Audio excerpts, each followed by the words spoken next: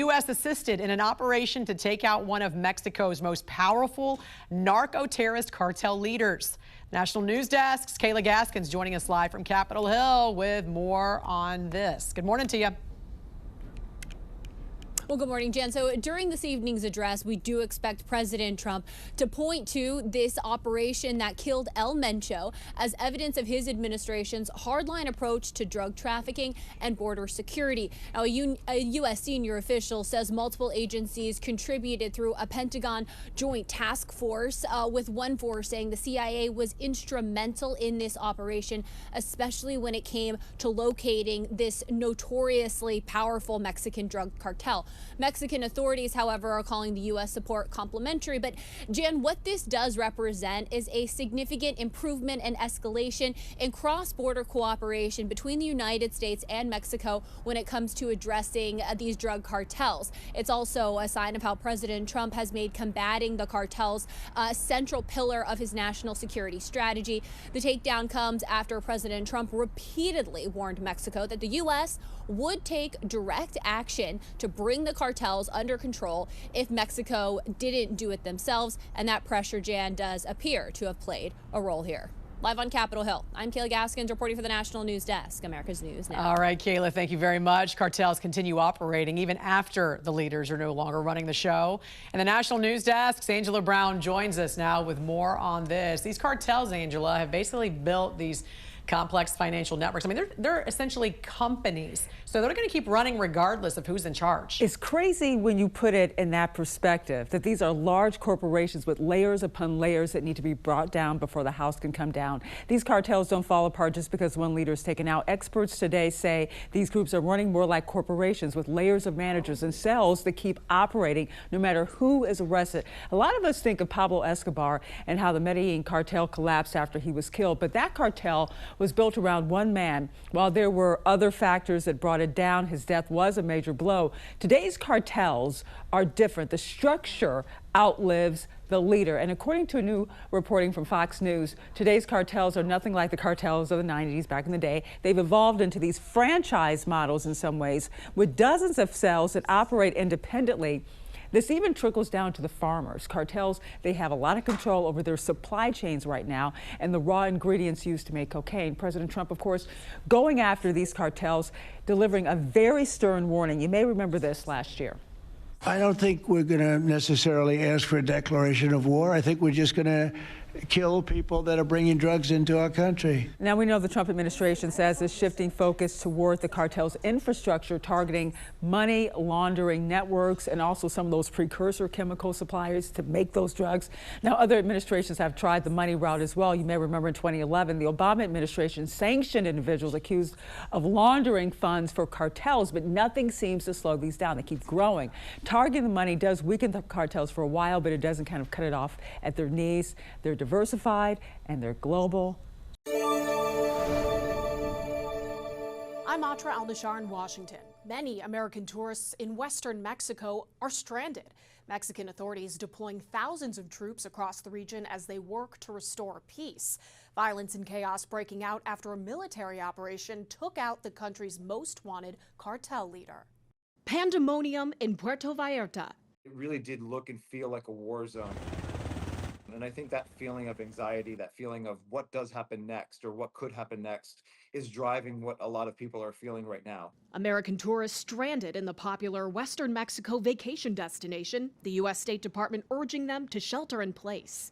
If you love your life, stay here, don't go anywhere. Fallout from a Mexican military operation that killed one of the world's most wanted cartel leaders, Nemesio Oseguera Cervantes, known as El Mencho, head of the Jalisco New Generation Cartel. U.S. Deputy Secretary of State Christopher Landau says, "This is a great development for Mexico, the U.S., Latin America, and the world. The good guys are stronger than the bad guys." And P.S. I'm watching the scenes of violence from Mexico with great sadness and concern. It's not surprising that the bad guys are responding with terror, but we must never lose our nerve. Animo, Mexico. American tourist Roseanne Hope says there was an explosion near where she's staying. We ran up to the grocery store and there were like 50 people in there just taking all the food off the shelves like you'd see in COVID. Mass flight disruption Sunday continuing into Monday. We hope that during the course of today, or at the latest tomorrow, all the flights will be restored. Most of the hundreds of roadblocks put in place by cartel members had been removed, Mexican authorities said Monday. The State Department running crisis hotlines for Americans impacted by the unrest who need assistance. One for those calling from the U.S. and another for those abroad, including Mexico. The White House voicing support for the operation that killed El Mencho, calling him a top trafficker of fentanyl into the U.S., and confirming the U.S. provided intelligence support to Mexico. President Trump issuing a statement saying Mexico must step up their efforts on cartels and drugs. In Washington, I'm Atra El-Nashar. Now to the mayhem in Mexico. Waves of cartel violence struck on Sunday in response to Mexican military forces killing a powerful cartel leader known as El Mencho of the Jalisco New Generation Cartel. Block by block here, we see cars and vehicles burned. The windows here of shops just shattered out by explosives and bombs and gunfire. This is just right here a glimpse of the aftermath. Dozens of people killed in both the operation and ensuing violence that erupted across several cities. It really did look and feel like a war zone. And I think that feeling of anxiety, that feeling of what does happen next or what could happen next is driving what a lot of people are feeling right now. Several airlines suspending flights to cities like Puerto Vallarta, and many routes won't resume, we've learned, until Wednesday. So I was supposed to fly back to Minneapolis yesterday, and of course that flight got canceled. So I've just been trying to figure out how to get home. Tonight, the U.S. State Department still urging some Americans in those affected regions to shelter in place and at all times avoid crowds. Continuing coverage, let's take a look back at how we got to this point. The Jalisco New Generation Cartel, or CJNG, emerged around 2010 after the breakup of an older criminal group in western Mexico. Led by El Mencho, as Ryan just mentioned, the cartel quickly expanded through violent turf battles and strategic alliances. U.S. authorities say CJNG became one of Mexico's most powerful drug trafficking organizations, moving methamphetamine, cocaine, heroin, and fentanyl into the U.S. and other countries. The group drew international attention in 2015 after allegedly shooting down a Mexican military helicopter, killing 6 Mexican soldiers. I'm national correspondent Kayla Gaskins in Washington. We're tracking the fallout after a deadly crackdown on one of Mexico's most wanted drug lords. Tourists in Puerto Vallarta are being told to shelter in place as cartel violence erupts. And now there's questions about what this all means for the upcoming World Cup event in Guadalajara. Americans trapped in Mexico. In the mountains, you could actually kind of see smoke, just a huge areas of black smoke kind of filling up the skies. Violence erupting after Mexican forces killed the notorious cartel leader known as El Mencho, head of the Jalisco New Generation Cartel. Authorities say more than 70 people died during the operation and the chaotic aftermath.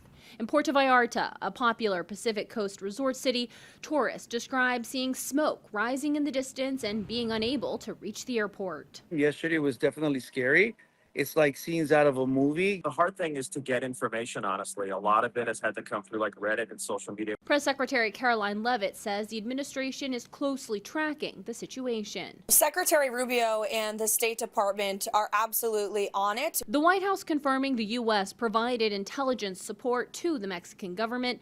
A senior U.S. intelligence official says multiple U.S. agencies contributed through a Pentagon-led task force, with one source saying the CIA was instrumental in the operation. The crackdown comes as President Trump has made targeting cartels a day-one priority, warning Mexico of tariffs or other action if criminal groups are not reined in. He has made it a day-one priority to target and go after these vicious drug cartels that have shipped deadly poison to our country for far too long. Meanwhile, in Guadalajara, attention is turning to the 2026 FIFA World Cup.